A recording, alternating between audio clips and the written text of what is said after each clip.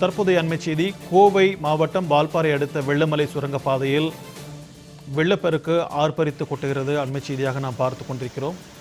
வால்பாறை நீர்பிடிப்பு பகுதிகளில் பெய்து வரும் கனமழை காரணமாக சுரங்கப்பாதையில் தண்ணீர் ஆர்ப்பரித்து ஓடுகிறது.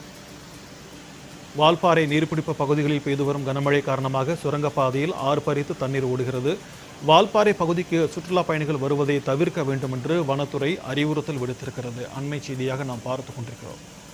கோவை மாவட்டம் வால்பாறை அடுத்த வெள்ளமலை சுரங்கப்பாதையில் வெள்ளப்பெருக்கானது ஏற்பட்டிருக்கிறது. அண்மை செய்தியாக நாம் பார்த்து கொண்டிருக்கிறோம். நீர்பிடிப்பு பகுதிகளில் பெய்து வரும் கனமழை காரணமாக வால்பாறை சுரங்கப்பாதையில் தண்ணீர் ஆர்ப்பரித்து ஓடுகிறது. இது தொடர்பான கூடுதல் விவரங்களோடு நம்முடன் இணைகிறார் செய்தியாளர் கருப்பசாமி. வணக்கம் கருப்பசாமி, இது குறித்தான விரிவான தகவல். வணக்கம்.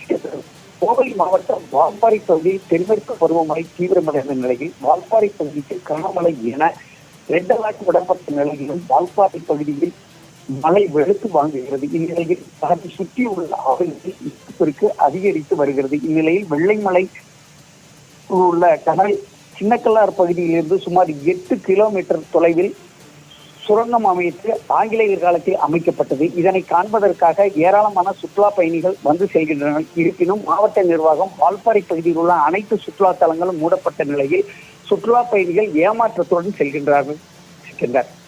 தகவல்களுக்கு நன்றி கருப்பசாமி.